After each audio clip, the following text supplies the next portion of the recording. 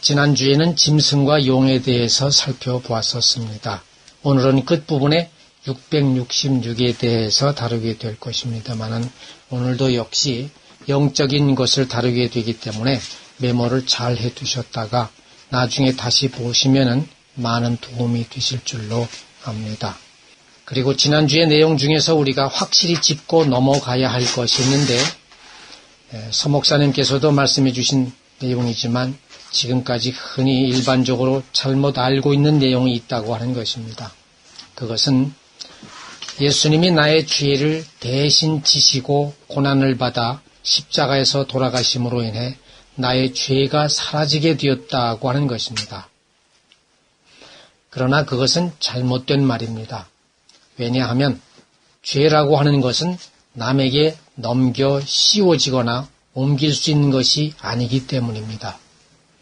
이렇게 남에게 넘겨 씌우거나 옮기는 것을 어려운 말로 전가라고 그렇게 표현을 합니다.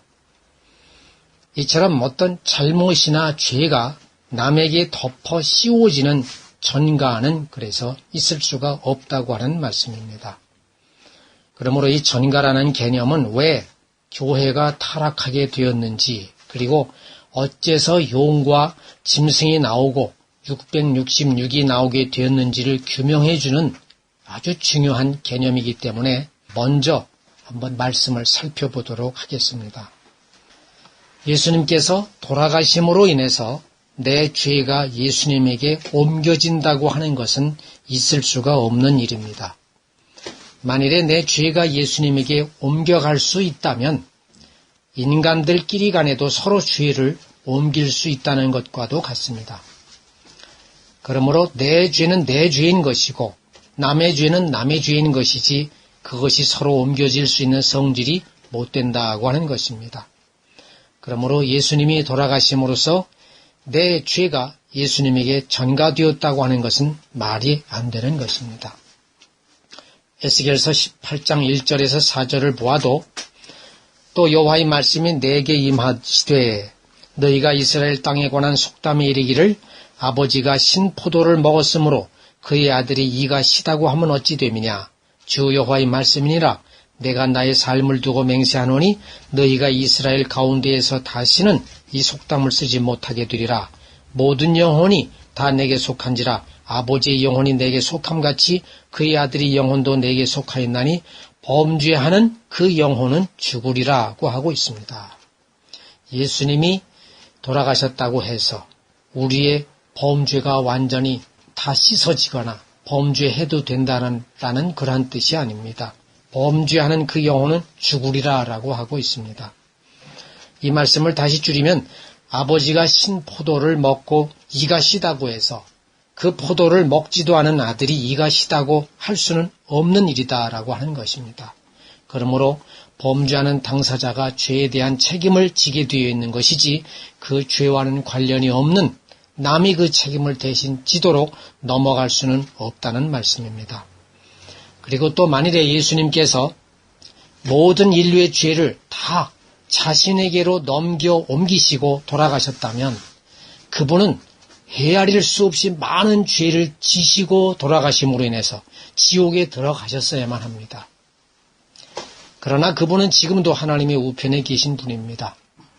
그러므로 죄는 전가될 수 없을 뿐더러 전가될 수 있는 성질이 또 못 된다는 것입니다. 따라서 흔히 알려진 바 예수님께서 나의 죄와 인류의 죄를 대신해서 고난을 받고 십자가에서 돌아가심으로 인해 그분을 믿는 자들에게는 자동적으로 죄가 다 사라지게 되었다고 하는 것은 이치에 안 맞는 말씀입니다. 그러나 이렇게는 우리가 말할 수는 있습니다. 내 죄를 그분에게 말씀드려서 용서를 구하게 되면 그분은 용서해 주신다고 하는 것입니다. 그러나 그렇다고 해서 죄가 사라진 것은 아닙니다. 다만 용서를 받았을 뿐인 것입니다. 그리고 가장 확실한 용서는 내가 잘못을 저질렀던 그 대상자에게 가서 용서를 구하는 것입니다. 왜냐하면 그렇게 해서 그 상대자에게 또는 당사자에게 용서를 받으면 그것이 바로 땅에서 풀리게 되어 있는 것이고 따라서 하늘에서도 풀리게 되어 있기 때문입니다. 이렇게 말씀드리면 어떤 이들은 질문하기를, 그렇다면 요한복음 1장 29절에서 보라 세상 죄를 지고 가는 하나님의 어린 양이로다 하고 있는데, 죄를 지고 가고 있다 라고 이렇게 하고 있는데, 그렇다면 이것은 예수님이 돌아가실 때 세상 사람들의 죄를 그분이 대신해서 지고 가셨다는 말이 아니냐라고 질문할 것입니다. 그러나 이 말씀은 그런 뜻이 아닙니다. 그것은 세상 사람들의 죄와 허물로 인해 선하신 주님을 몰라본 관계로 그분을 우리가 멸시하고 천대하고 버림으로 말미암아 사람들이 마땅히 질 죄의 대가를 그분이 진 꼴처럼 되었다고 하는 뜻이지, 그분이 사람들의 죄를 모두 대신 지시고 돌아가셨다고 하는 뜻이 아닙니다. 그리고 또 베드로전서 3장 18절에는 그리스도께서도 단번에 죄를 위하여 죽으사 의인으로서 불의한 자를 대신하셨으니 이는 우리를 하나님 앞으로 인도하려 하심이라는 말씀도 있습니다.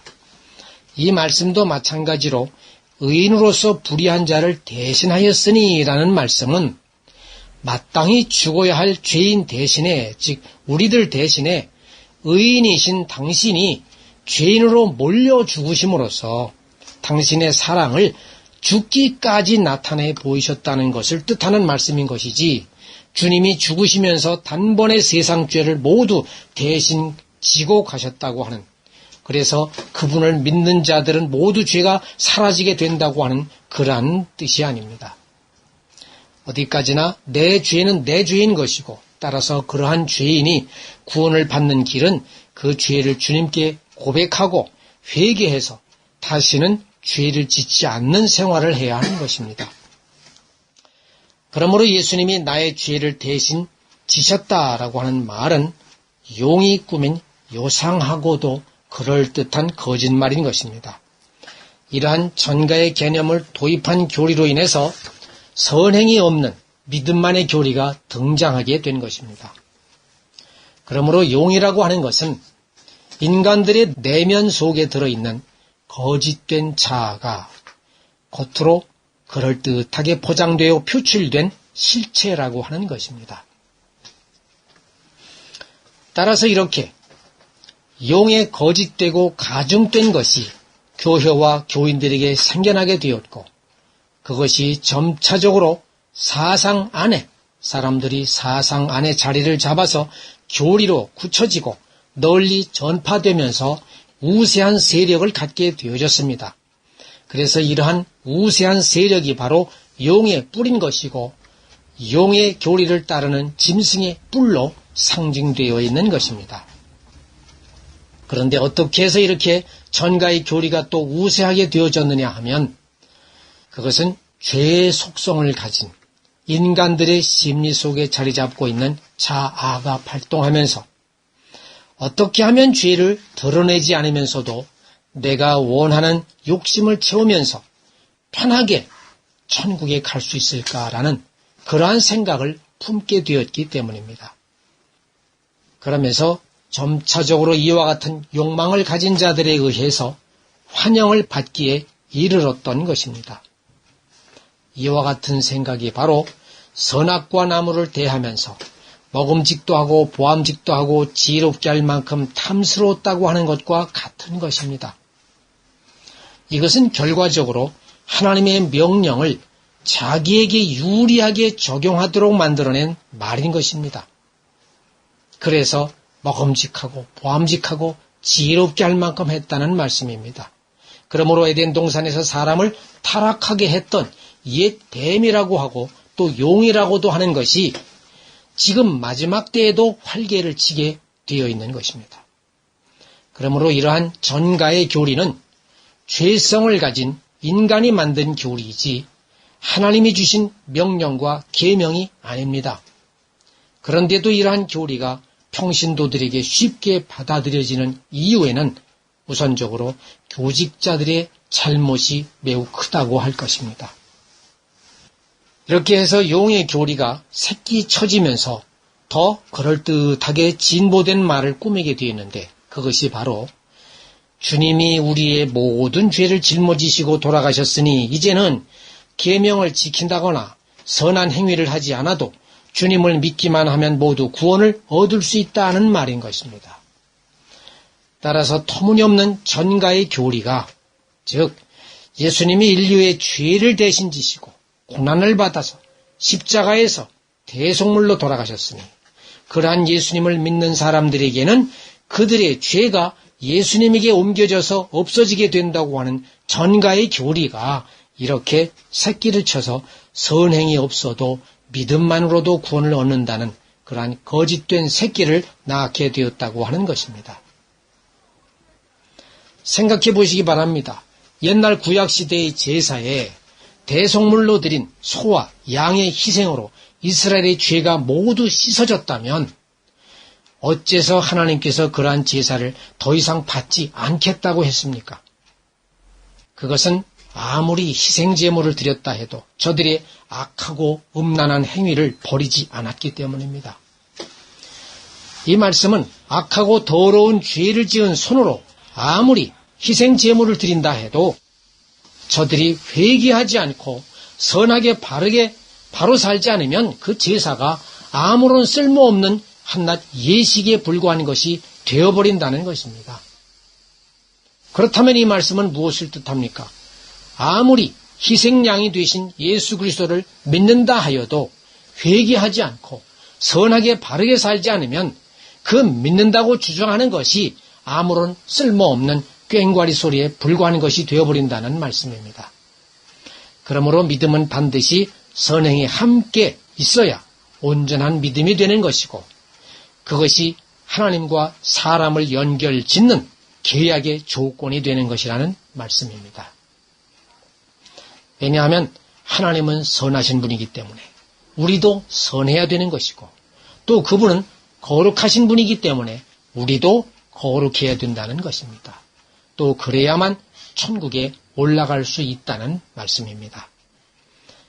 그런데도 불구하고 욕심으로 만들어진 이런 선행이 없어도 믿음만으로도 구원을 얻는다는 용의 그럴듯한 거짓말들이 수많은 교직자들과 평신도들로 하여금 선하지 못한 행동을 거리낌 없이 할 수 있도록 환경을 조성했고 말로는 교회가 거룩함과 사랑과 선함을 외치면서도 실상은 그것을 목적으로 하지 않는 믿음만의 교리만을 앞세움으로 인해서 교회의 구원의 희망이 없는 마지막 때가 되게 되었다는 것입니다.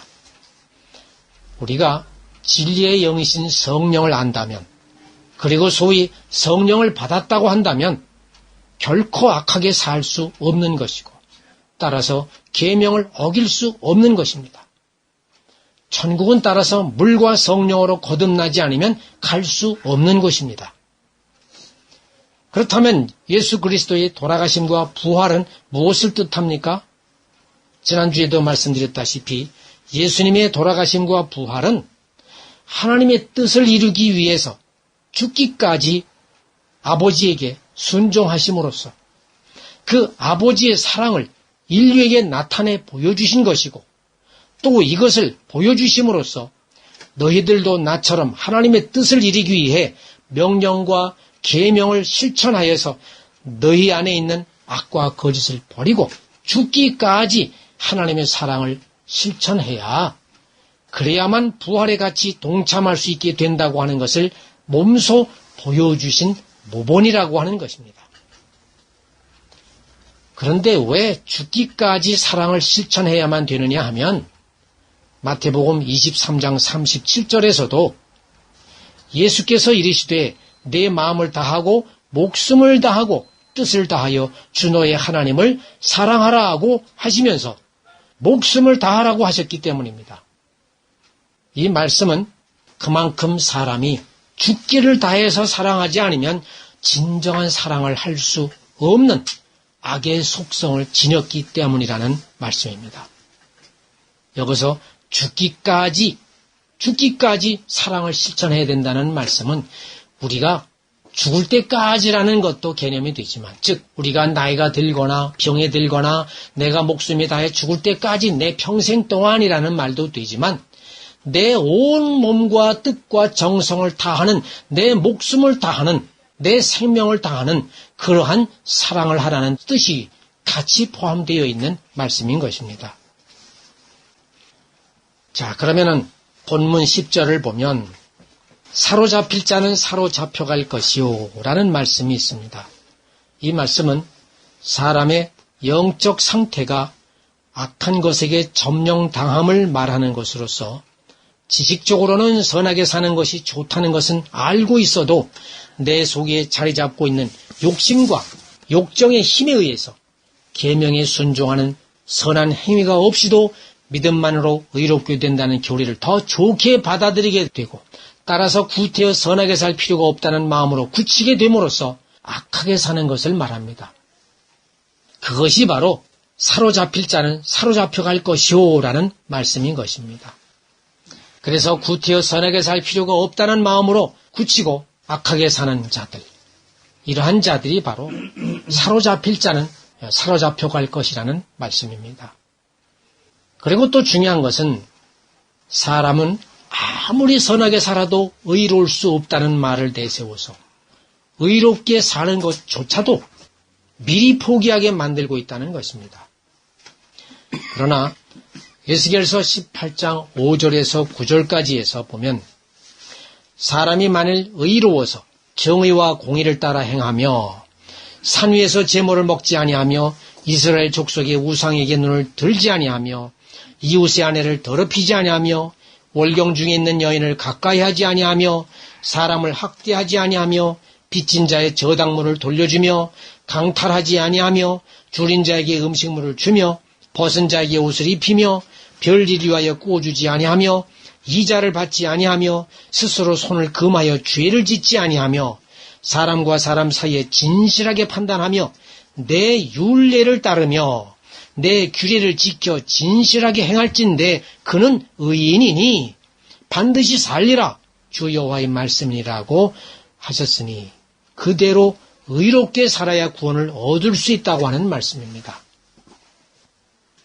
그리고 또 마태복음 5장 10절에서도 의를 위하여 박해를 받는 자는 복이 있나니 천국이 그들의 것임이라고 말씀하셨으니 당연히 천국의 복을 얻기 위해서는 박해를 받아도 그것을 참고 의롭게 살아야 한다고 하는 것입니다.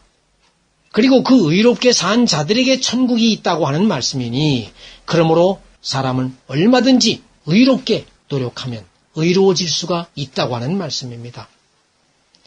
따라서 사람은 아무리 선하게 살아도 의로울 수 없다는 말은 틀린 말입니다. 얼마든지 사람은 의로운 자가 될 수 있는 것이고 계명에 따라서 순종함으로써 사랑함으로써 의로운 자가 될 수가 있는 것입니다. 그러므로 사로잡힐 자는 사로잡혀갈 것이오 라고 하는 말씀은 의롭게 사는 것조차도 미리 포기하게 만드는 이러한 용의 거짓말에 동조하거나 속아 넘어가서 의롭지 못하게 되는 자들을 향하여 하신 말씀인 것입니다. 그 다음에는 칼에 죽을 자는 마땅히 칼에 죽을 것이니 라는 말씀이 있습니다. 여기서의 칼은 무엇을 뜻합니까? 여기서의 칼은 쇠로 만든 연장이나 무기를 뜻하는 것이 아니라는 것을 다 아시겠죠.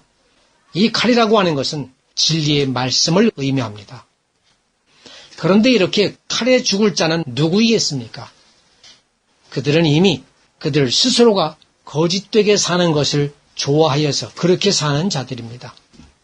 그러한 자들이 바로 칼에 죽을 자이고 마땅히 칼에 죽을 자가 되는 것입니다.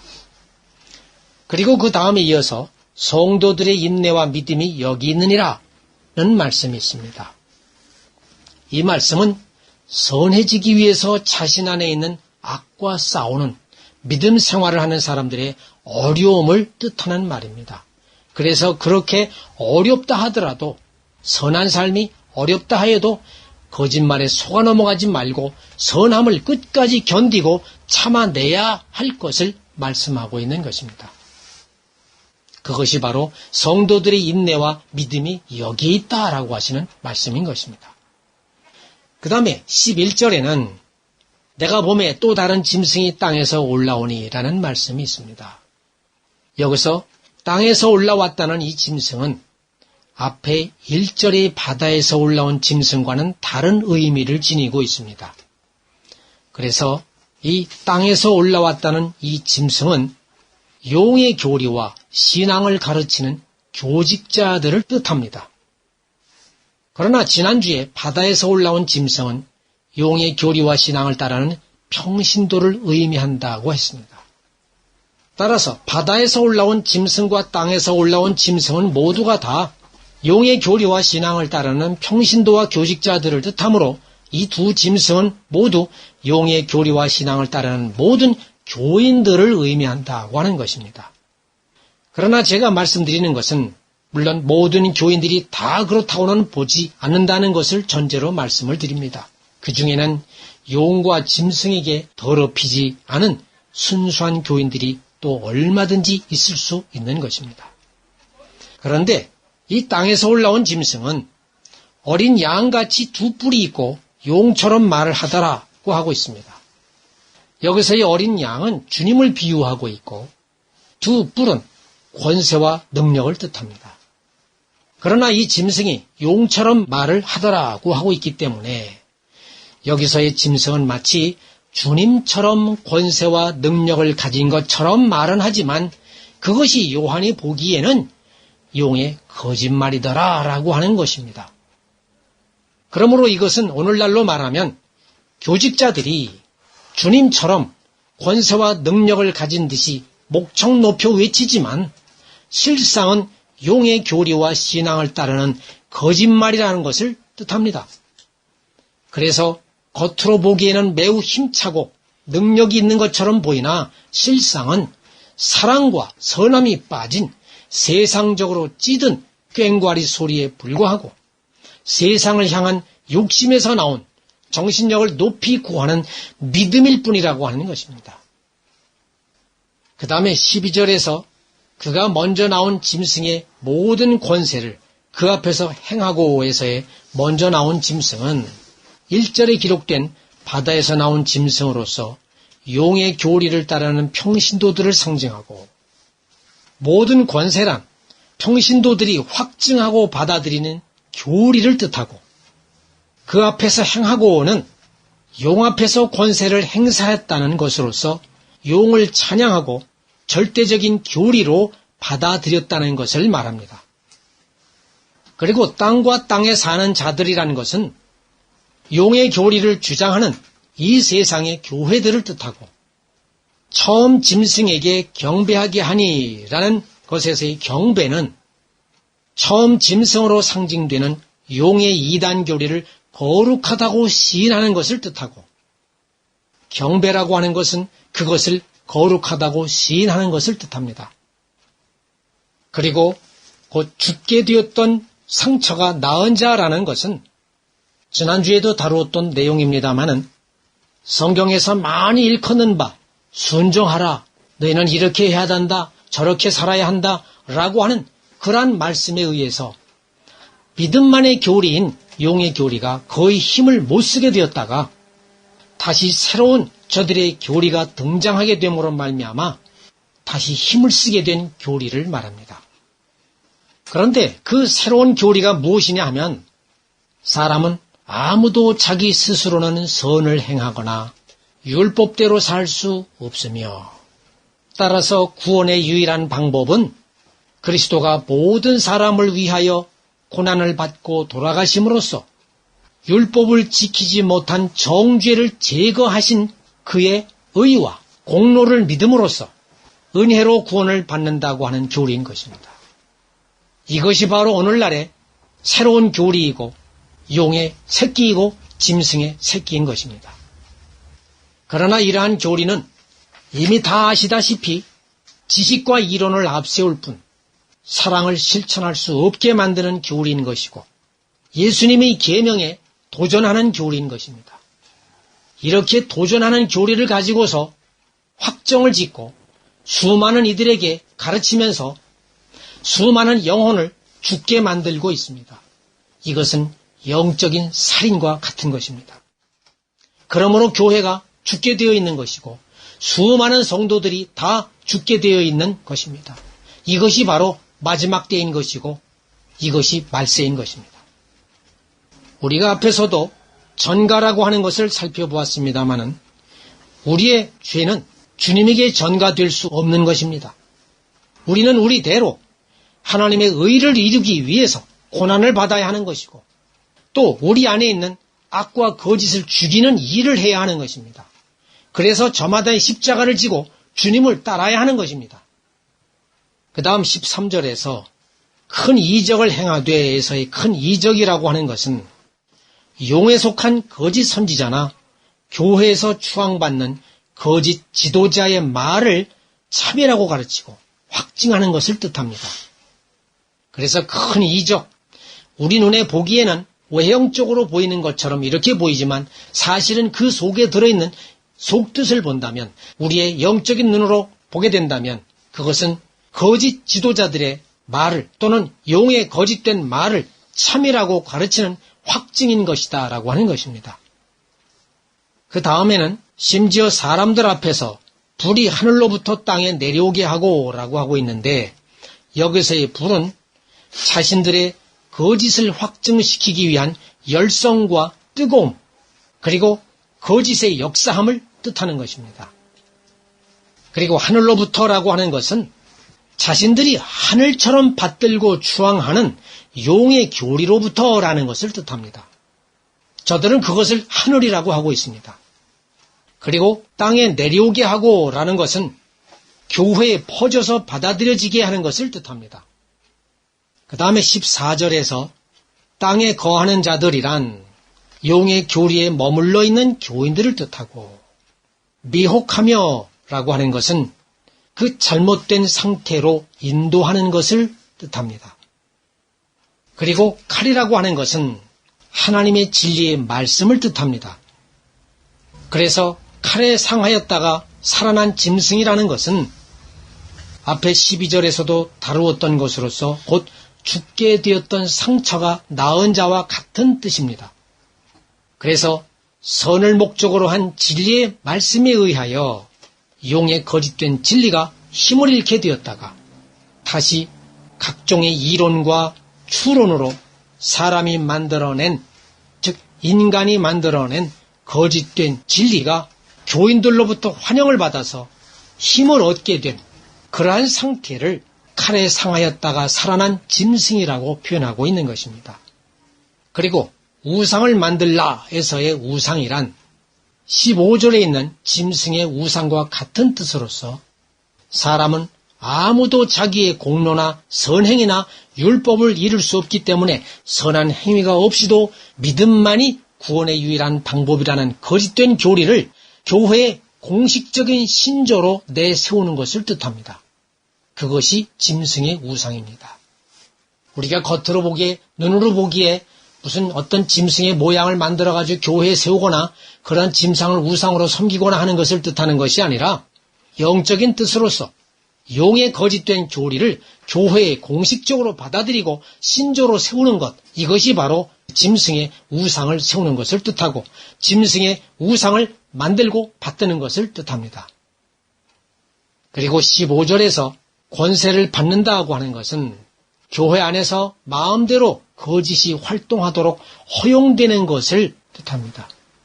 그것이 바로 권세를 받는다는 뜻입니다. 그리고 우상에게 생기를 주어라는 것은 그 거짓된 교리를 가르칠 때에 마치 그것이 하나님의 말씀처럼 생명이 있는 듯이 가르친다고 하는 것을 뜻합니다. 그리고 그 짐승의 우상으로 말하게 한다라고 하는 것은 그 거짓된 교리를 자신들의 신조로 가르친다는 것을 뜻합니다. 그리고 또 짐승의 우상에게 경배하지 아니한 자는 몇이든지 다 죽이게 하더라 라고 하는 것이 있는데 이것은 그 거짓된 진리를 또는 거짓된 교리를 시인하지 않고 선한 행위를 목적으로 참되게 믿음 생활하는 사람들을 교단에서 오히려 이단이라고 지목하여서 추방하거나 참된 진리를 교회의 교리에서 제거한다는 뜻입니다. 이것은 영적으로 죽이는 것을 의미하는데 이것이 바로 멸망에 가증한 것이 거룩한 곳에 선 것이라는 뜻입니다. 그래서 오늘날 이러한 일들이 실제로 빈번히 여러 곳에서 일어나는 것을 이미 보고 듣고 알고 계실 것입니다. 그래서 지금이 마지막 때인 것이고 말세라고 하는 것입니다. 그래서 이 말씀을 듣는 여러분은 진정으로 귀 있는 분들이 다 되셔야 할 줄로 압니다. 그 다음 16절의 말씀에서 모든 자는 모든 교인을 뜻하는데 그 중에서 작은 자나 큰 자라는 것은 높은 성직자나 낮은 성직자를 뜻하는 것이고 부자나 가난한 자는 돈의 많고 적음이 아니라 성경에 대한 지식이 높고 낮음을 뜻합니다. 그리고 자유인이나 종들이라고 하는 것은 신앙 안에서 지혜로운 자나 지혜가 적은 자를 뜻합니다. 그리고 오른손이라는 것은 사람의 생각과 이해하는 바 모든 교리적인 것을 대표하는 것을 의미합니다.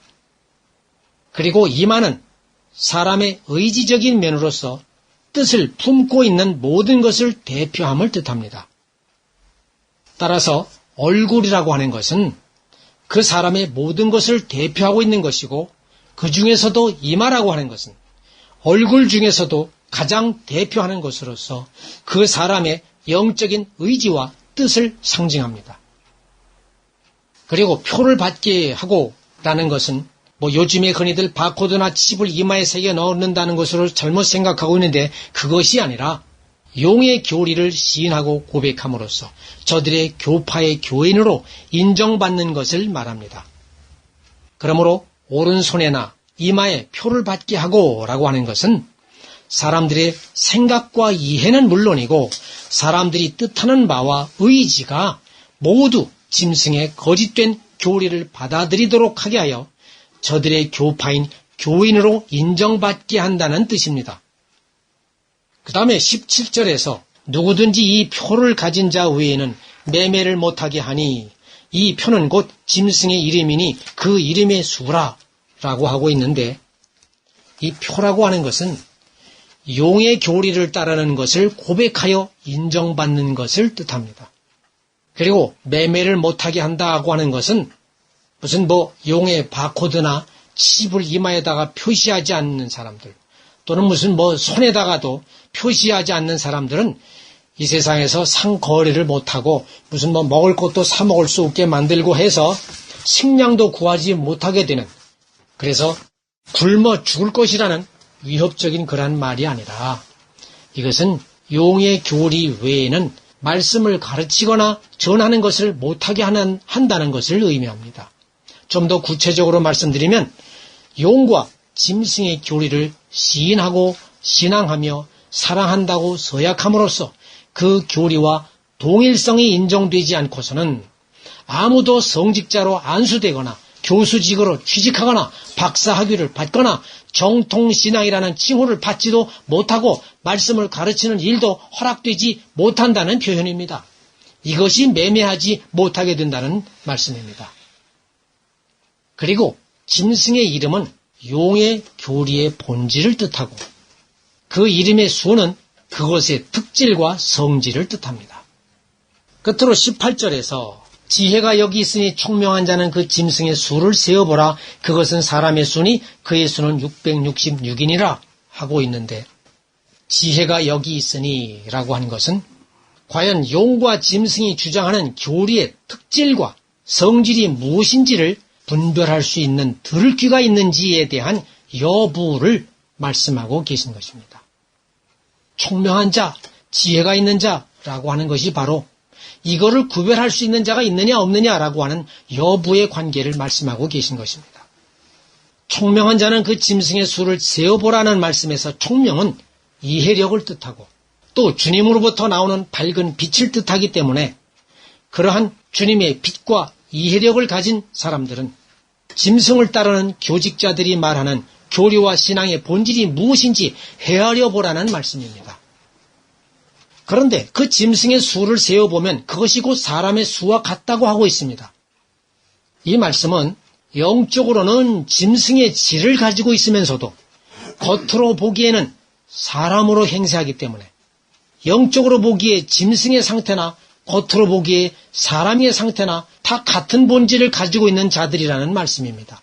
그것이 짐승의 수고 사람의 수라는 뜻입니다. 그런데 그의 수가 666이라고 하고 있는데 이것도 그들의 본질이 666이라고 상징적으로 표현하는 것입니다. 수라고 하는 것, 숫자라고 하는 것은 이러한 그들의 질을 뜻하는 것, 그들의 본질을 뜻하는 것을 이야기합니다. 자, 그래서 이것은 바코드 숫자나 비밀번호나 무슨 사람의 개인정보가 들어있는 어떤 칩을 의미하는 것이 아닙니다. 그렇다면 이제 666이 상징하고 있는 것이 무엇인지에 대해서 살펴보겠습니다. 본래 사람이라고 말하는 것은 그 사람이 지니고 있는 주님의 성품과 질을 뜻하는 말입니다. 주님의 성품과 그 질을 갖고 있어야 그를 사람이라고 인정하고 사람이라고 부르는 것입니다.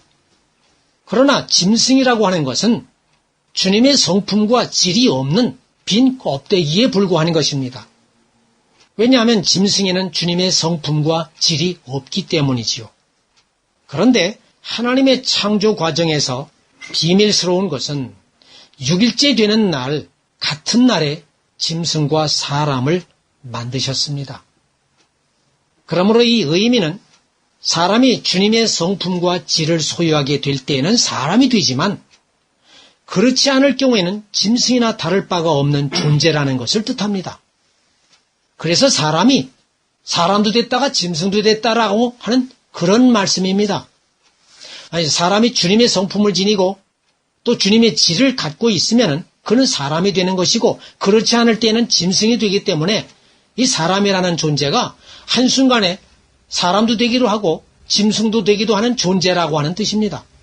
그러므로 사람의 수나 짐승의 수나 같다는 말씀입니다. 그런데 주님의 성품과 질은 무엇입니까? 그것이 바로 그분의 사랑과 지혜인 것이고 그분의 선과 진리인 것입니다.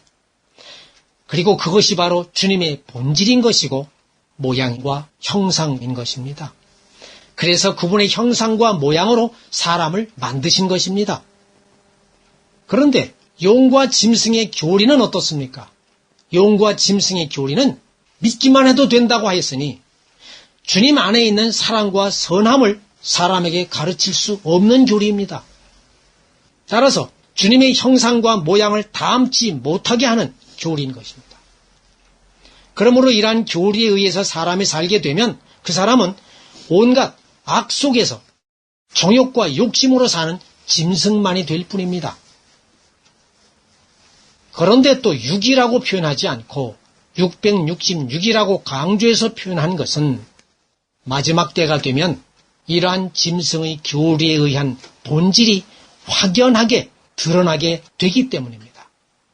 본래 6이라고 하는 것은 석삼자 셋의 2배이고 또 666은 6이 3겹으로 있는 것입니다. 그래서 이것은 완결함과 완벽함을 뜻합니다.